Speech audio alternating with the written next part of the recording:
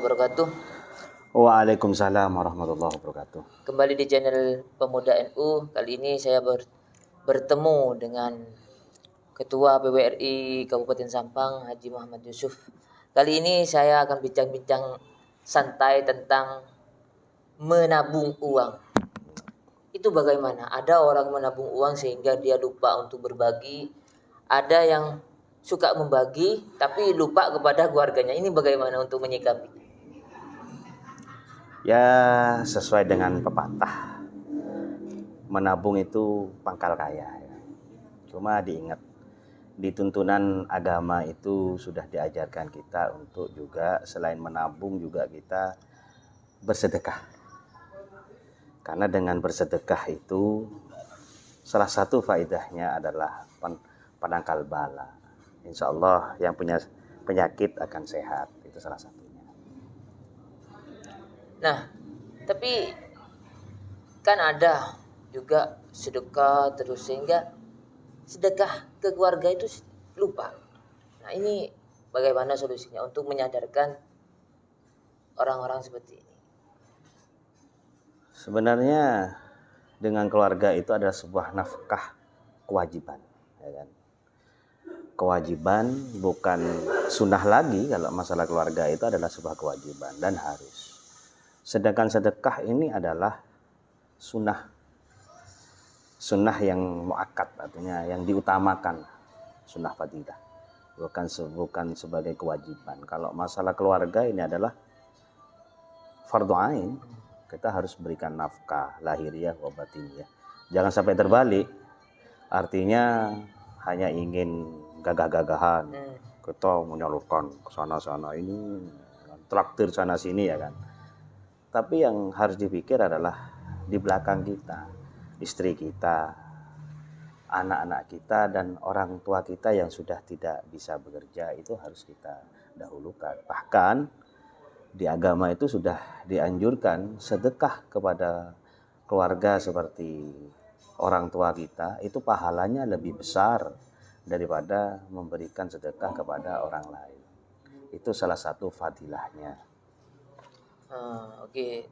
Jadi utamanya itu keluarga. Jangan sampai kita melewati keluarga begitu ya. Karena yang paling utama itu adalah keluarga. Namun jangan sampai lupa juga, sudah keluarga sudah cukup, terus ke tetangga, ke orang fakir miskin juga lupa. Kan seperti itu ya. Nah, untuk menyikapi orang yang sering nabung, tapi untuk menabung saja tidak, untuk makan saja tidak punya. Nah, lalu bagaimana untuk menabungnya? Seperti itu gimana? Artinya untuk makan tidak punya bagaimana pengertian? Ya, untuk besok untuk besok tidak ada, ataupun untuk yang mau makan 2 hari ke depan itu tidak menemukan. Nah, bagaimana untuk pepatah-pepatah yang katanya menabung pangkal kaya itu? Maksudnya kalau sekarang ini, zaman sekarang ini utamanya di daerah Madura, di Kabupaten Sampang, saya lihat tupoksi kemiskinan itu dilihat dari notabene apa dulu. Karena kalau saya lihat, kalau hanya kebutuhan hidup asalkan memang bekerja, insya Allah bisa tercukupi. Itu yang pertama. Yang kedua, kalau sudah mendahulukan gaya hidup, maka tidak akan berkecukupan. Nah, kalau saya melihat orang yang tidak punya, bagaimana lantas bisa bagaimana cara menabung sedangkan besok aja untuk makan tidak bisa dan semacamnya. Ya kembali lagi, menabung ini adalah sesuatu rezeki Allah yang diberikan kepada kita berupa uang atau berupa barang yang bernilai harganya, yang sekiranya ada kelebihan. Misalnya sekarang ini kita dapat rezeki dari Tuhan itu misal 100.000. Setelah kita kebutuhan makan kita misal satu hari ini 50.000, kan ada sisa 50.000. Dari sisa 50.000 itu kan bisa kita tabung, begitu caranya. Tapi kalau orang yang memang betul-betul tidak punya, kalau menurut saya buat apa menabung? Buat makan aja nggak bisa. Itu yang kita menabung. Jadi kepikiran sama saya. Loh, disuruh nabung, bolong uangnya. pesen bolong-bolong lagi untuk anak bini. Dah. Saya bingung, bolong-bolong gimana? Orang mau makan saja bercukup lah. Untuk nabung itu tidak ada seperti itu. Cukup untuk makan saja. Ya, Bensin ke barat ke timurnya kan seperti itu. ya kembali bahasa saya tadi itu. Bahasa saya tadi itu. Kalau memang untuk makan saja tidak cukup, bagaimana harus menabung? Kan pakai ranah logika saja lah. Logika kita kan berpikir kan begini.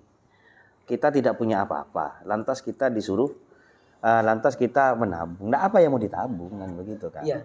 Harus ada punya harta lebih atau memang ada sisa untuk hari ini bisa ditabung kan begitu. Kalau sudah nggak punya ya apa yang mau ditabung kan begitu rasanya.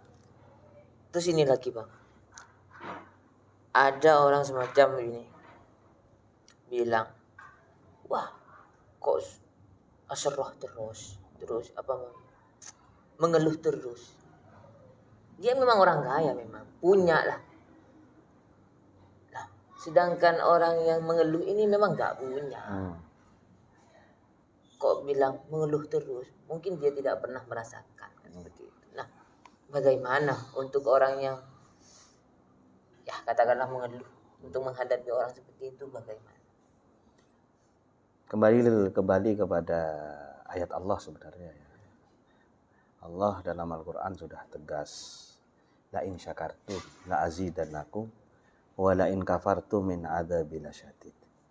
La in syakartum, kalau orang itu memang sungguh-sungguh.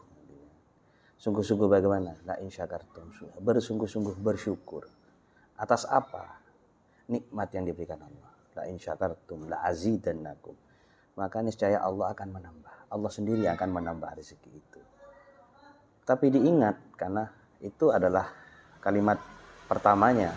Kalimat keduanya, wala in kafartum inna adzabi lazadid.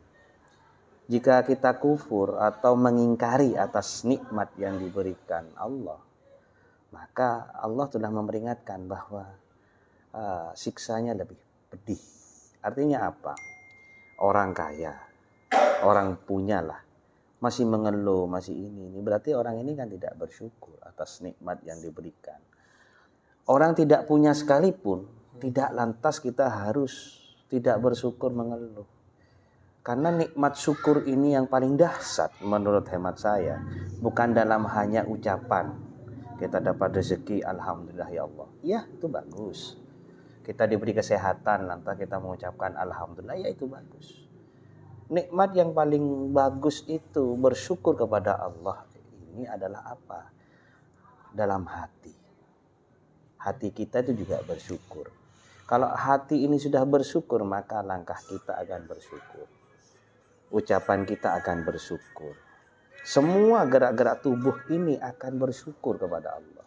Kalau sudah bersyukur, maka yang ada tidak ada keluhan, tidak akan mengeluh. Yang ada adalah alhamdulillah diberikan kehidupan hari ini. Alhamdulillah diberikan kesehatan hari ini. Alhamdulillah saya sekarang bisa mengingat nikmat Allah, mungkin melihat pemandangan yang tidak harus merta-merta rezeki berupa uang, berupa harta benda. Lagi gini bang, ada orang begini, dia ingin bersedekah, namun di sisi lain dia mempunyai hutang.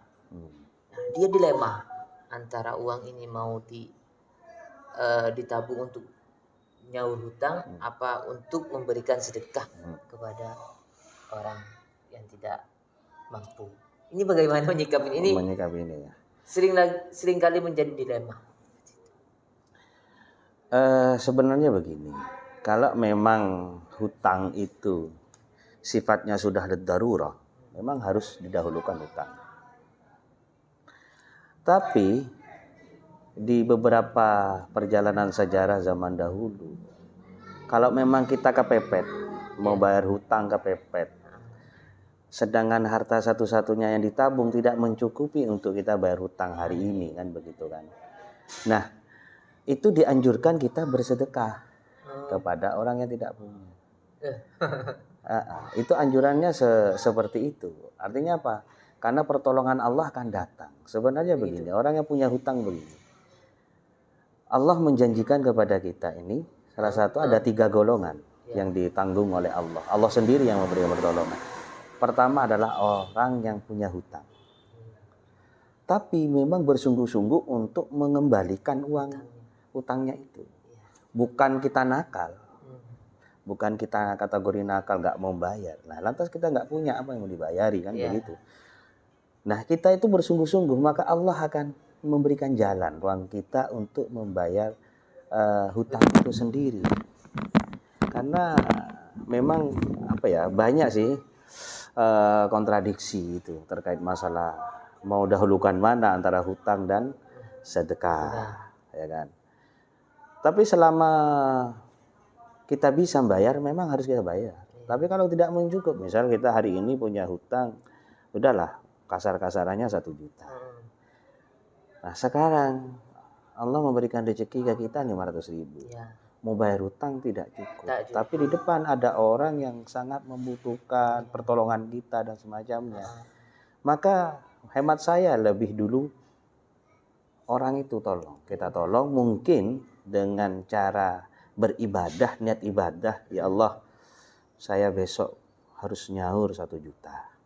Tapi ini ada orang yang sangat butuh pertolongan kita. Ya Allah, mudah-mudahan Anda yang Maha Kaya menggantikan rezeki sehingga besok saya akan bisa membayar hutang saya dengan pahala pertolongan saya kepada orang. Cukup menenangkan hati penjelasannya tadi. Alhamdulillah, terima kasih banyak. Cukup sampai di sini. Nanti ada permasalahan-permasalahan di masyarakat, di kehidupan masyarakat, kita bincang-bincang lagi. Sebenarnya ini karena saya kontradiksi. Tadi perkenalan saya adalah Ketua PWRI, tapi ini masalah yang dikaitkan adalah tentang semua memang tentang agama. Artinya tentang memberikan sedekah dan semacamnya. Artinya cak Madura royal. Kan kata orang Maduranya itu kalau orang kita selalu praktikan royal. Cuma bahasa orang tua lambe cek yal royal. Nah, bahasa cek yal royal berarti ada kategori memang sewaktunya saya memberi, waktunya juga kita menabung. Ya. Terima kasih banyak. Ya, sama-sama. Wallahul muwaffiq ila aqwamit thoriq. Wassalamualaikum warahmatullahi wabarakatuh. Waalaikumsalam warahmatullahi wabarakatuh.